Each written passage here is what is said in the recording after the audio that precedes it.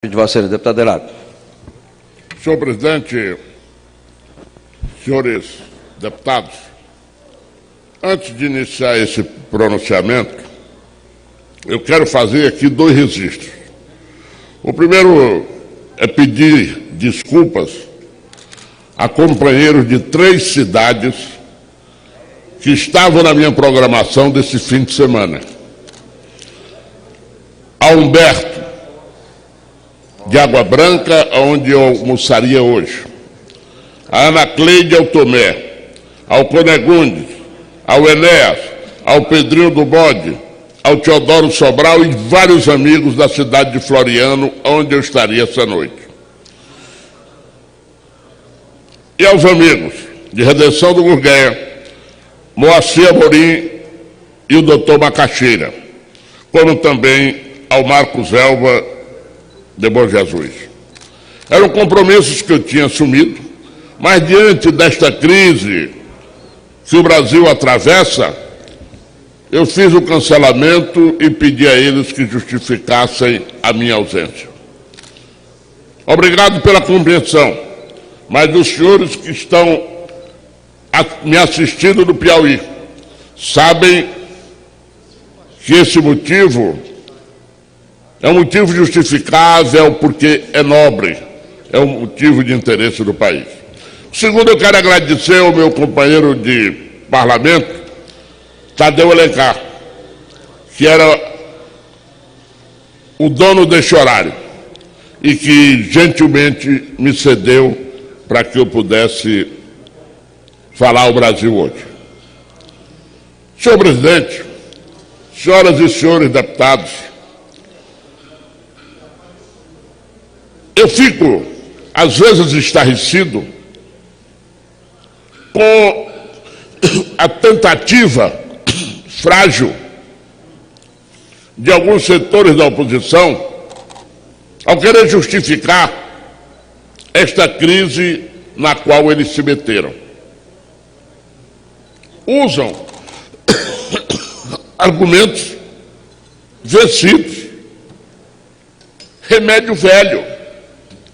Quando eles falam no escândalo de Furnas, que, segundo eles, aconteceu no governo Fernando Henrique, vem cá a pergunta: por que o silêncio deles em todos esses anos? Por que, quando eles assumiram o governo, não abriram um processo? Por que calaram com Furnas? Solidariedade, companheirismo, conivência. Esse é um argumento que está vencido. Era melhor que nem lembrassem mais isso. Mas eles insistem em falar em Furnas, da pasta rosa. São assuntos que o Brasil está cansado de saber. O PT assumiu o governo e usou aquela velha prática: se estou no banco dos réus, eu quero companhia. E este tem sido o comportamento do Partido dos Trabalhadores. Meu caro Tadeu, se nós tivermos a preocupação de fazer um levantamento, analisando os petistas que lutaram pela conquista do poder e que, decepcionados, deixaram o partido nas primeiras horas. Onde está Luiz Helena? Onde está o Babá? São vários os que se decepcionaram com a mudança de métodos, de hábitos do Partido dos Trabalhadores ao assumir o governo. Meu caro Augusto Carvalho, como a gente ficava com inveja quando assistia aquele discurso da moralidade única e absoluta dos integrantes do Partido dos Trabalhadores. Era de fazer inveja. Eu confesso a vocês que quando o PT assumiu o governo, eu digo, vai passar 100 anos com esse discurso de moralidade, com essa prática que prometiam, não vai ter para ninguém. De Deputado repente, Heráclito Fortes. deixar uma parte a Vossa Excelência, de repente, se abraçam com mensalão. Uma criação infantil daqueles que, pela lei do menor esforço, queriam calar o Congresso. O que era o mensalão? Distribuição mensal de propina para formar uma maioria ilusória no Congresso. Deu no que deu. Deu no que deu, senhor presidente, mas eles não se emendaram. Paralelamente a isso, foram evoluindo de maneira sofisticada, substituindo autores, mas com o mesmo objetivo de saquear os cofres públicos. Com o maior prazer, deputado Augusto Carvalho. Deputado amigo Heráclito Fortes, quero parabenizá-lo por essa percussiente análise que Vossa Excelência faz sobre os descaminhos que tomou o PT. Eu estive em todas as manifestações que ocorreram aqui em Brasília, senhor presidente. Deputados que estão aqui no plenário. E confesso a Vossa Excelência que foi com desalento, com uma tristeza, que eu via, especialmente partindo da juventude presente aos milhares aqui em Brasília e no país inteiro, aquela frase entoada: o PT, fora PT, e principalmente, o vermelho jamais será a cor da nossa bandeira. O PT, pelas práticas que cometeu, destruiu a utopia, a esperança de jovens que acreditavam numa nova ética na política, em novas práticas de governança, e, no entanto, esse sonho foi desmoronado, foi esboroado em razão de tudo que está sendo revelado pela Operação Lava Jato. E a desmoralização que o PT, esquerda no poder, se pretendem os representantes legítimos da esquerda brasileira, da América Latina, enfim, mas o exemplo que ficou, que deu para o nosso país, para a nossa juventude, para as gerações que virão depois de nós, inclusive, é esse, senhor deputado Heráclito. Infelizmente, o deputado Roberto Freire ontem fez um belo pronunciamento, desmascarando aquela pecha de golpistas que procuram pespegar em quem fala de impeachment como uma necessidade constitucional de mudança nos rumos do nosso país. E, naquela época, eles estavam brandindo as faixas, os discursos, entoando os discursos, pedindo impeachment de Collor, depois de Fernando Henrique, depois de Itamar, antes de Fernando Henrique, de Itamar, e agora é golpe. Então, deputado, queria, para encerrar, parabenizá-lo por essa bela intervenção, por essa análise, e dizer que um novo tempo há de surgir no nosso país.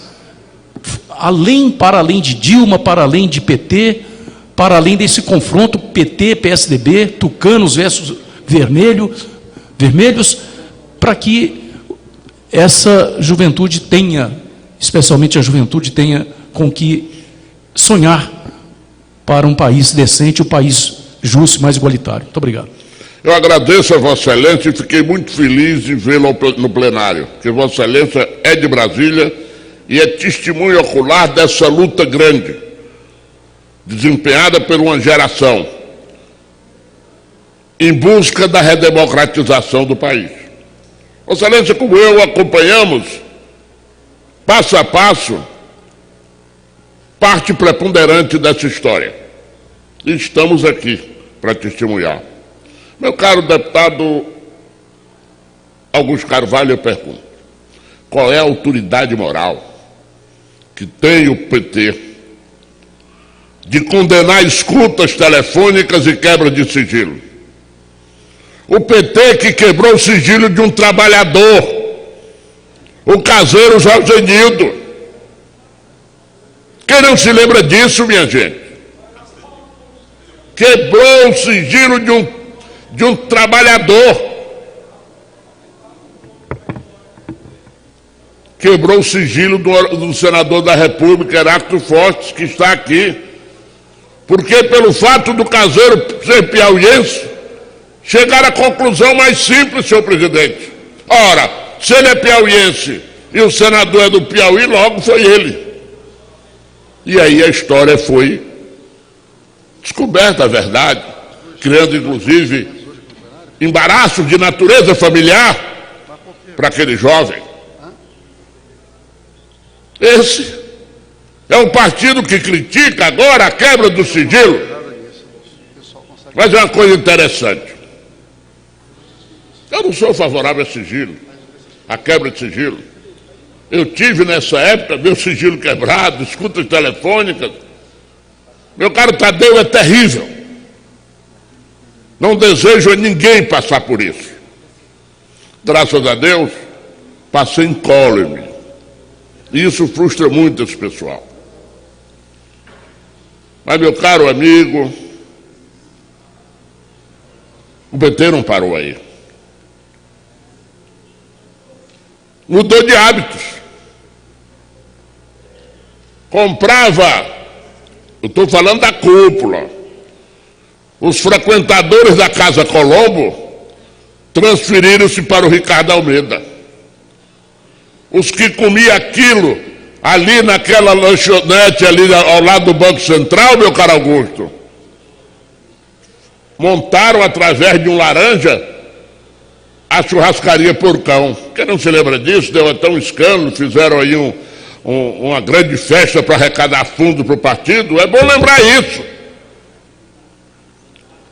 O Hotel Torre era o endereço da cúpula do PT. Mercadante, Genuíno, Zé Disseu, todos se hospedavam lá.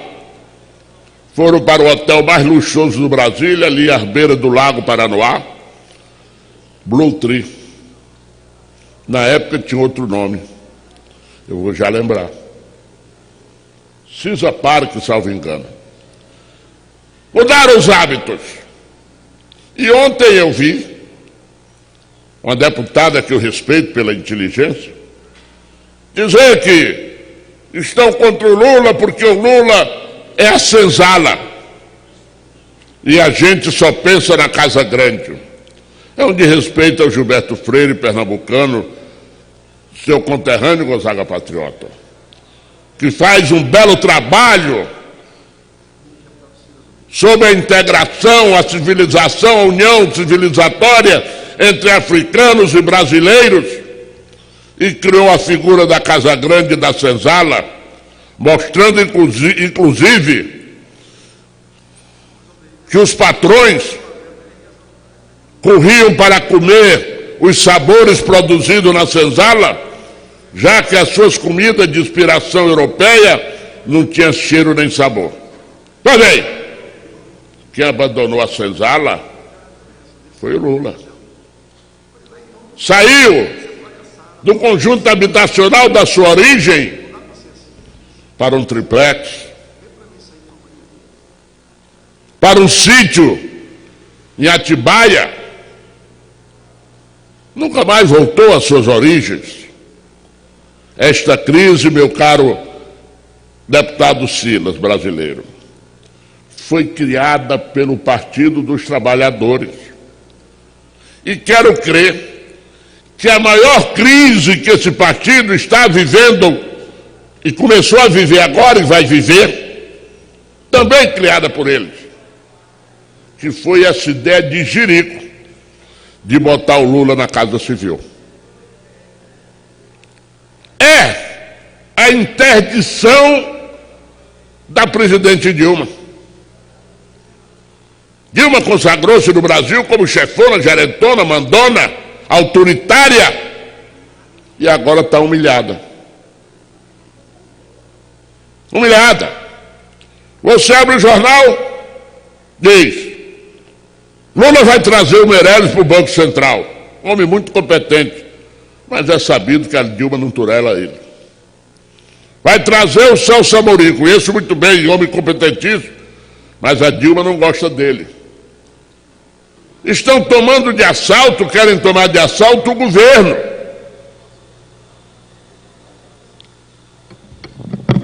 E quando acabar, dizem que essa crise é criada pela oposição. Não. Esta crise foi criada pelo próprio PT. Nós não tivemos força, não temos força para indicar o Lula. Agora, não se pode negar que o objetivo é uma imunidade para um presidente, para um ex-presidente. Concede uma parte?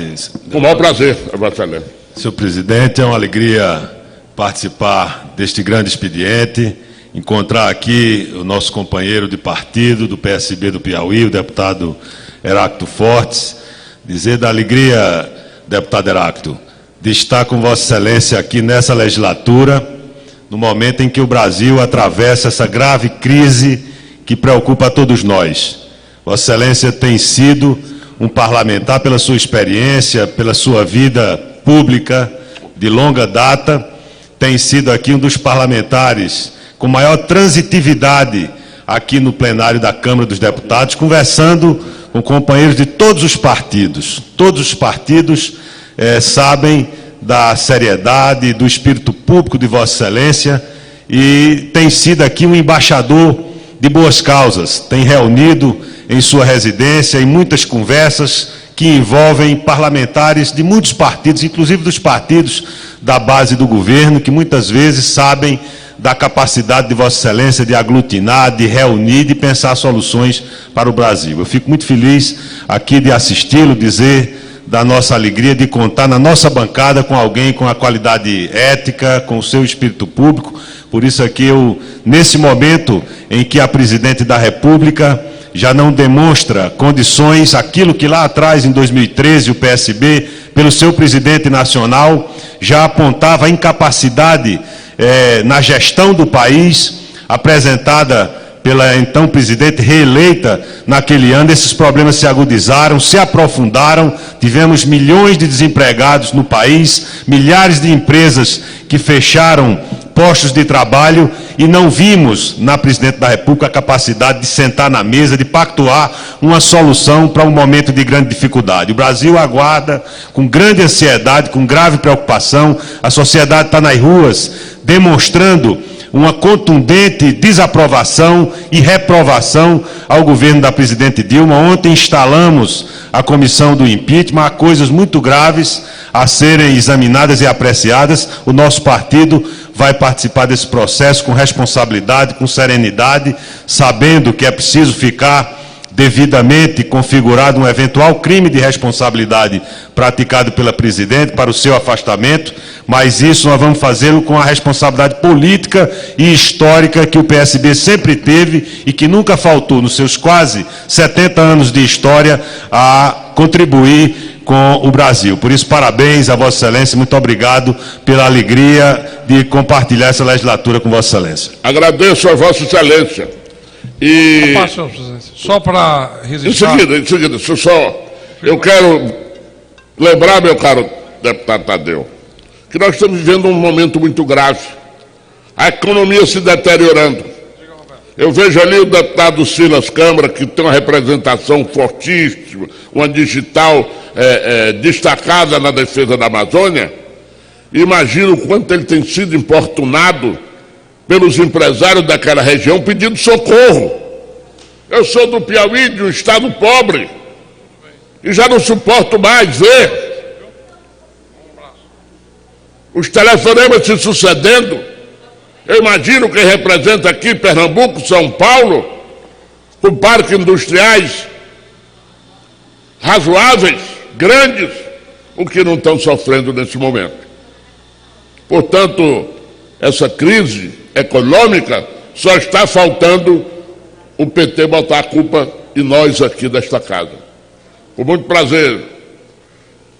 Eu queria só registrar nos anais dessa casa, da Câmara dos Deputados, o meu reconhecimento e a minha alegria de poder compartilhar com o deputado Heráclito Fortes, da bancada do PSB nessa casa, e ressaltar o grande espírito público, a sua história e o seu conteúdo, que tem nos trazido sempre com muita competência, com muita eficiência, a preocupação da retomada do Brasil com o seu desenvolvimento econômico. Eu não tenho dúvidas que o Piauí está em festa, muito alegre por ter nessa casa um dos representantes não só dos mais queridos, mas também um dos mais prestigiados e ilustres deputados dessa casa, deputado Heráclito Fortes. A presidente Dilma disse com todas as letras na campanha de 2014 que para ganhar uma eleição a gente faz o diabo. Acontece que o diabo saiu da garrafa. O cão saiu da garrafa, como se diz. E ela está pagando o preço das suas próprias artes. Senhor presidente, nós vivemos aí 13 anos de clube de falsa felicidade, de promessas. Nós fomos iludidos, meu caro Danilo, pela Transnordestina. Na campanha de 2006, pegaram aquele trenzinho e andaram 2 quilômetros do interior do Ceará, em Russas. Em 2010, andaram novamente. 2014, novamente. E até agora, nada. Investiu-se em infraestrutura perto de zero, só falácia. E ficou se dando, foi benefício para as multinacionais do setor automobilístico, redução de IPI, cujo escândalo está aí à morte. Permite a Deputado Cida Câmara, com o maior prazer. Senhor deputado, senhor presidente, quero registrar a alegria de poder contemplar o deputado Heráclito Fortes, meu companheiro, meu amigo, de muitos anos nessa casa, e que faz, sem dúvida nenhuma, um belíssimo pronunciamento e uma análise da situação econômica e política e social do Brasil nesse momento. Vossa Excelência, que orgulha com toda certeza o povo do Piauí, orgulha também essa casa pela sua capacidade de análise nesse momento dessa situação econômica do país, mas acima de tudo do compromisso que Vossa Excelência tem com o povo brasileiro e com o povo do seu estado. Deus abençoe o Piauí e abençoe também Vossa Excelência, que continue sempre nessa casa em defesa do povo e dos mais humildes, principalmente do povo do Piauí. Agradeço a Vossa Excelência, nobre deputado. Mas, senhores deputados, povo brasileiro, nós temos que ter uma solução rápida para esta crise. Esta crise está invadindo o bolso do assalariado, o bolso do povo. Eu vi um dos espetáculos mais bonitos que poderia ter assistido aqui em Brasília essa semana. Eu saía da Câmara com destino à minha residência, 8h30 da noite. E vi, meu caro presidente, Vossa Excelência, que é de Brasília, deve se orgulhar disso, presidente Exaltino. A juventude, parando aqui na esplanada dos ministérios, com seus carros em qualquer circunstância, uns deixando até no meio da rua, de bermuda à vontade, de havaiana, correndo com bandeiras, com faixas, na direção do Planalto, do Palácio do Planalto, para dizer e para dar um basta. Todos com fisionomia alegre, de esperança. E a esperança, num momento como esse, só é com a perspectiva do fim desse nefasto ciclo do PT. Olha, nós não somos contra os acertos do senhor Lula no poder. Nós somos contra a sua depravação moral. Comparam Fernando Henrique com Lula. Eu vou dar apenas um exemplo. O presidente Fernando Henrique fechou um Banco Nacional, que ficou famoso, que patrocinava o Ayrton Senna naquela época, que era de propriedade da sua nora, criando-lhe um grave problema familiar. O Lula criou a Gama Corp para dar emprego para os filhos. Esse é um exemplo. Acabem com essa história de comparar o Fernando Henrique até porque teve a dignidade de, ao cumprir com seu dever para com a nação, recolher-se para o reconhecimento da história. Há uma diferença. Para concluir. Vou concluir. Mas eu queria, antes, deputado Gonzaga, lhe dou uma parte seguida, fazer um registro. É meu dever. Governador ameaça ação contra o juiz Sérgio Moro por grampo e diz que é abuso de poder. Vejam bem, é o governador Wellington Dias, do Piauí. Eu me assusto, Tadeu, porque aqui ele diz: estou avaliando junto a advogados especialistas uma representação contra o juiz Sérgio Moro no CNJ e uma ação na Procuradoria-Geral da República por abuso de poder. Senhor presidente, o governador do Piauí foi deputado. E ali daquela tribuna, de uma vez só, denunciou 162 prefeitos do Piauí. Denunciou. Vários, inclusive, esqueceram e votaram nele depois. Denúncia é uma coisa que ele tem costume e é familiarizado. O único apelo que eu faço, e quero que os piauienses se juntem a mim, é que ele não gaste com esses advogados o dinheiro do Piauí, que não tem dinheiro para segurança, que não tem dinheiro para educação, que está em greve, que gaste o dinheiro do Piauí nas necessidades do Piauí e que deixe essas questões caríssimas de advogados caríssimos para os estados mais ricos ou para o seu partido. Respeite os cofres do Piauí. Uma parte a Vossa Excelência. Deputado Heráclito, eu serei brevíssimo, apenas para dizer a Vossa Excelência e o Brasil que está lhe vendo pela televisão, que esse pronunciamento com muita responsabilidade que Vossa Excelência traz aqui hoje, com certeza, talvez não careça desse processo do impeachment. Eu acho que a presidente Dilma, com o pronunciamento de Vossa Excelência, a experiência que Vossa Excelência tem, tanto tempo nesta casa do Congresso Nacional, ela deve renunciar. Obrigado. Eu concordo com Vossa Excelência e finalizo. Eu tenho a impressão, presidente Exalci, que a presidente Dilma já mostrou que não é durona. Essa durona que vendeu a imagem, não. Ao ceder, ao dividir o poder com o presidente Lula, ela já mostrou que quer fazer um governo compartilhado. E a briga agora vai ser para saber quem manda mais.